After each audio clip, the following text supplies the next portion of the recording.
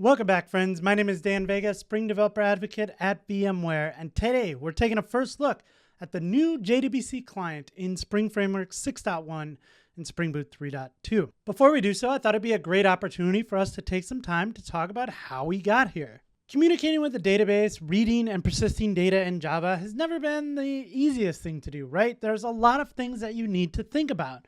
You have to be able to construct JDBC URLs. You have to think about, how do I open a connection? When I'm done with it, how do I close it? When you get into a real world application, you need to think about things like connection pools. There's a lot going on underneath the hood to be able to make this happen, right? Thankfully, we have Spring, and some of the abstractions in Spring make this a lot easier. For the longest time, we've had the JDBC template in Spring, and this has given us a nice abstraction to be able to communicate with the database, right? The downside to this is that building out simple CRUD services based on a resource can get pretty verbose. You have to understand all the methods that you need to be able to communicate with a database. You have to understand things like row mappers and how do you map a column to a field and things like that. So it can be a little bit complex, and this is just for a single resource. When we build out entire applications, this can get pretty verbose. The nice thing is, though, you have complete control over the SQL, and this is something that a lot of folks really enjoy. That's the JDBC template. The JDBC client will come along and improve some things for us. First of all, similar to the REST client that we talked about in a previous video, it will give us this nice fluent API. It's very easy to understand and read. If you've never used it before, when we look at the code today, you'll be, okay, yeah, I understand exactly what's going on there. So from an ease of use standpoint and a readability standpoint, I'm a big fan of the JDBC client. Also, this is auto-configured for us in Spring Boot 3.2, so we can just go ahead and ask for a bean in our application, in our service, wherever we want to use it, and we can get an instance of it. So that's very nice. So here's what we're going to do today. We're going to create a brand new application. We're going to set up some database access to a local H2 database.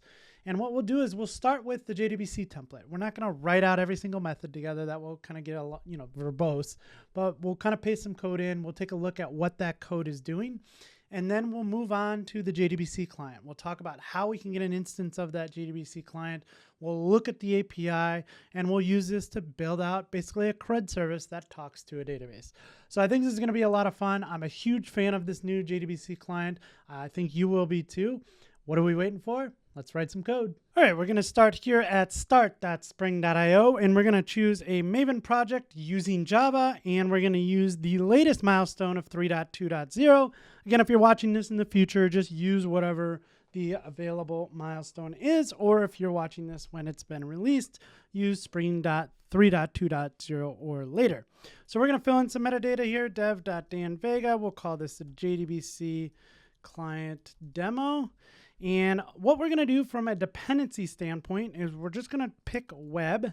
So I'm building out a web project, and I'm also going to choose the JDBC API that will give us the Spring Boot Starter JDBC. And then I need a database to talk to. I'm just going to choose H2. That's all we need to get started. I'm going to go ahead and generate that project, which will create a zip file. I will go ahead and open that up in my favorite IDE, IntelliJ Ultimate Edition, but please feel free to open it up in whatever IDE or text editor you're most productive in. All right, so I need to build out an application here. I'm going to start with a package of post. I'm going to be creating a post record that represents like a blog post in our application here. So I'm going to say new Java class. We'll call this a post, and this will be a record. So this record is going to have a string ID, string title, slug, local date, time to read, tags. Yeah, that looks pretty good, Copilot. Thank you very much. So that is a representation of a post in our system. Next, we're going to create a simple post controller. So I'm going to come in here and say Java class. We need a post controller, and this will be a class. And I will say, hey, we need this to be a REST controller. We want this to respond to a request mapping of /API/posts. And we need to go ahead and fill this in. I think I have a nice live template for this. So I'm going to say JDBC client post controller. And all this is going to do is wire in a post service and then fill out some methods for like, hey, I want to find all of them. I want to find one. I want to create. If you've been following the channel, we've done this in a similar pattern before, right? Now, we don't have a post service, and this is where we're going to delegate to a post service to talk to a database. Now, we don't have this post service, and I'm actually going to create two different implementations of the post service. One that uses a JDBC template, one that uses the new JDBC client, just so we can compare and contrast. To do so, I'm going to create an interface. This interface is going to represent what a post service looks like. So we'll go ahead and call this post service, and then we'll use this as an interface. So now what I need to do is kind of fill in these methods, and I think I have another live template for that. And so now any post service that implements this interface will need to define these following methods: a find all, find by ID, create, update, and delete. All right. So what we're going to do is we're going to start with actually let's start here. Let's just make sure we can connect to a database. So to do so, I'm going to create a schema file. So I'm going to say schema.sql. And we have a post schema for this. So this is defining, because we are not using something like JPA, the table is not getting created for us. We need to define that table. And this is just lining up with that record we created, right? So we have ID, title, slug, date, time to read, tags, version. And I don't even think we need version because we're not using Spring Data JDBC here. Cool. So that's everything for that. From an application property standpoint, I'm just going to fill in a few properties here. And this is to not generate a unique name. Here's my data source name, which is blog. And hey, I want you to enable that H2 console so I can look at the database. Okay, so with all of that in place, and this looks like we don't have the JDBC template yet, so that won't work. So now what we can do is we can create a new Java class. We can call this the JDBC. Actually, let's just call this template post service. So template post service is a class. It's going to implement the post service, right? So once we do that, now it's going to complain. It's going to say, hey, you need to implement these methods. Okay, we can do that. Let's implement those methods. I'm going to update one thing here. This is a template post service.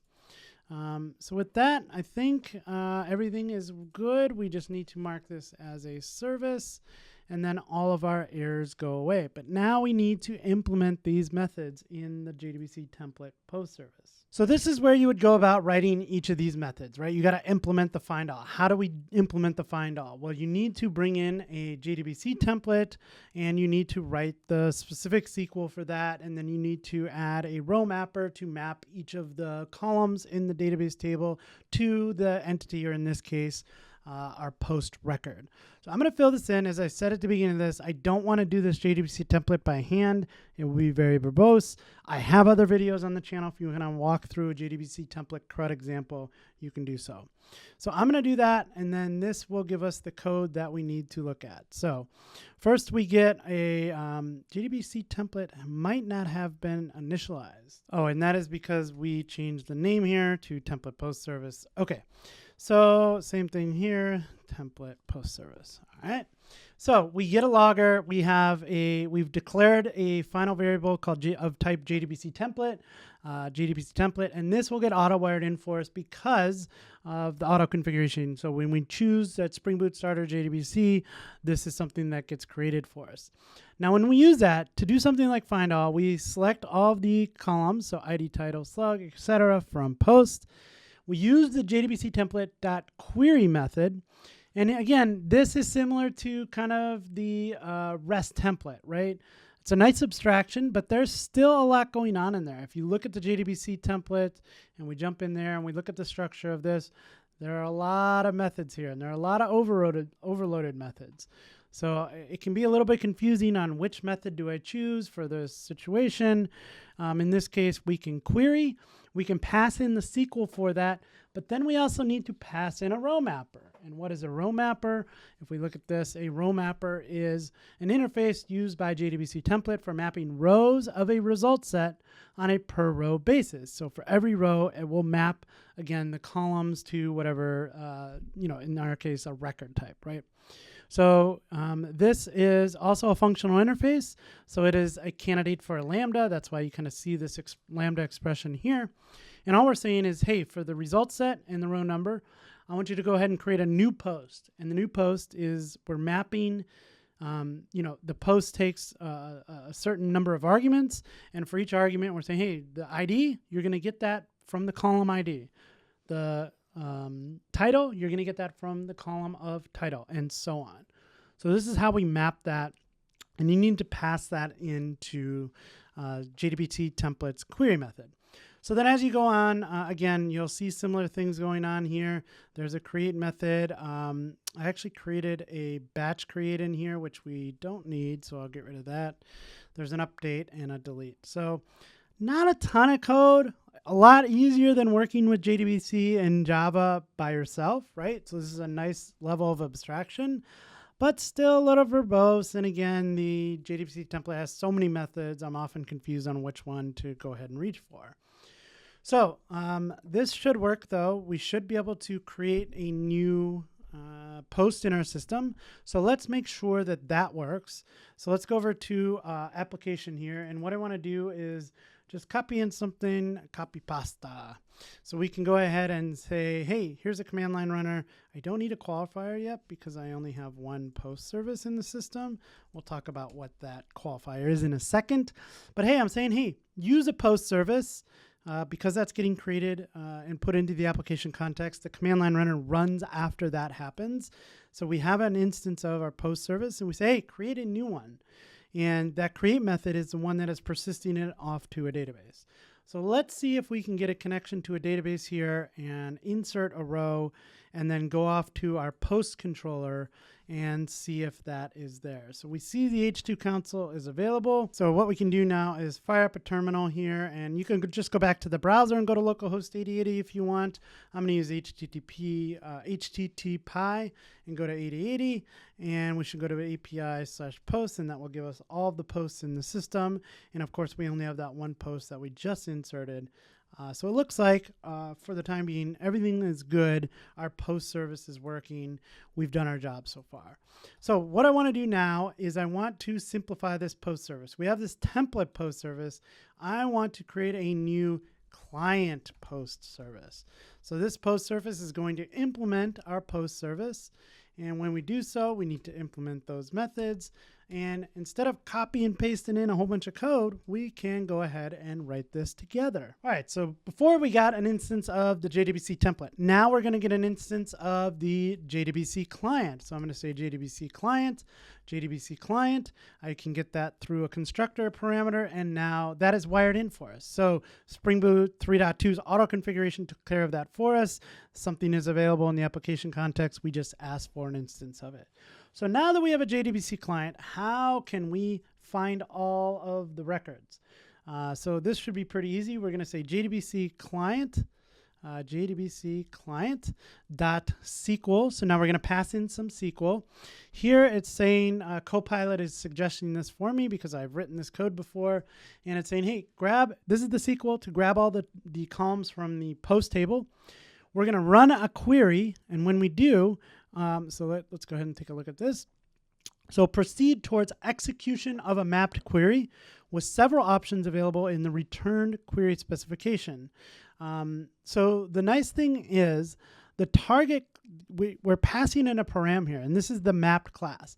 This is the target class to apply a row mapper for either a simple value type for a single column mapping or a Java Bean/record class. So the really nice thing about this is that all we're doing is saying, hey, this is what we want to map it to. And the map is the post. So we don't have to write the row mapper anymore. Spring underneath the hood is able to look at that record and go, okay, I can create a row mapper based on that and based on the select statement or the SQL that you gave me. So this alone is really nice. There is a way, I don't have an example of it here. There is a way to write a custom row mapper. If you need to dip down and get some, that level of granularity, customization, you can. But this is really nice right out of the box. You just get a way to get a row mapper without having to write it. Once that mapping's done, I just want to say, hey, list it out. So I'm just getting a list of all of the posts in the system. That's really great. So let's just go ahead, and what I'm going to do is I'm going to write all these out, and then we'll go back to the post controller, and we'll go ahead and replace the JDBC template instance of the post service with the JDBC client version. So that's how we can find all. How about the ability to find a single one? So here we are saying, hey, we want to return an optional post. Let's go ahead and remove that, and we'll say JDBC client.SQL. So what is the SQL that we're going to write here? Let's see if Copilot is on. It is. And then what we're going to do is we're saying, hey, select all these fields from post where ID is equal to, and you see we have a named parameter here. So we're passing in that param. We're saying, hey, the name of the parameter is ID. Here's the parameter that I want you to use. We're saying query. Again, we're mapping this to a post record. And we're also saying, hey, if you can't find one, please return an optional. So that's really great. That is just, again, the ability to look at this, even if you've never used it, this Fluent API, it's very readable. It's simple. I like it. Okay, so next up is create. So we're going to say JDBC client.SQL, and we're going to pass in some SQL here. So this one is, yeah, so you can do, I guess that would work. Let's see. So we're inserting into post. Here are the columns that we're inserting into. Here are the values. So you could probably use name parameters here, I think. I'm just using non-name parameters here. And then I'm saying params. So you can pass in a list of. So I'm saying list of, and here are all the params that I'm passing in. And then I'm calling update. What does update return? We can see that it returns an integer, same as JDBC template. So in this case, if I wanted to, I could say, let's go ahead and assert the state. And if update is equal to 1, failed to create post, and here is the post title. So yeah, that'll work. Because again, if update is equal to 1, failed to create post. Actually, I think that's backwards, right? If the update returned 1, if the expression, okay, if it's not equal to 1, right? So that's right. So there's our create method. And then I think update and delete are going to look pretty similar. So for these, I will go ahead and just paste some code in. All right, so we have an update. Again, we're passing in that SQL string. Here's a list of parameters. Here's update. We're just asserting some state here. Same with delete. So if you're not familiar with the JDBC template, anytime you are updating, creating, deleting, we are calling the update method. And so every time we do that, it will return an integer of how many rows got changed. So in the case of creating or updating or deleting, we should be just affecting one row if everything works out good. So there is our service. Now, I think are we getting any errors in here? I think I have some things going on. I think that's because we're just kind of calling it the client post service here. All right, I don't know what happened in there. Client post service is never used. Okay, we don't care about that. So our errors are gone. Now we have a client post service. So the first thing I want to do is in the post controller, just change the post service that is getting wired in here. So you could say post service here. And if you do that, then you need a qualifier. So you're going to say qualifier, and I want you to use the client post service, right? So that will work. Now back in our application, we need to insert that one record. So I want to set a qualifier here as well. So I'm saying qualifier is equal to the client post service. Right? Okay, and we cannot find a bean with the qualifier client post service. So let's go back to client post service. And yes, we need to mark this as an @ service. So now if we go back to the application, client post service, this should work. Let's go ahead and try and run this. So we'll run our application. We have an error, parameter 0 of the post controller required a single bean, but 2 were found. Consider marking one of the beans primary. updating the consumer to accept multiple beans, or using the qualifier annotation. I thought that we did that. Did we not? Oh, that's why. I don't want that there. Sorry.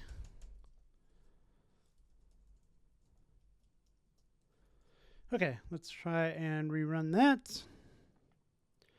And everything looks good there. All right. So what I'm going to do is go back to the, actually, let's go over to the browser and make sure our REST controller is working. All right. So if I go to localhost 8080, nothing. But if we go to API/posts, we can see a collection of all the posts. If I go to posts 1, 2, 3, 4, then we could see that one. If I go to one that doesn't exist, then we're just going to get a null. So obviously we want to handle some not found errors there.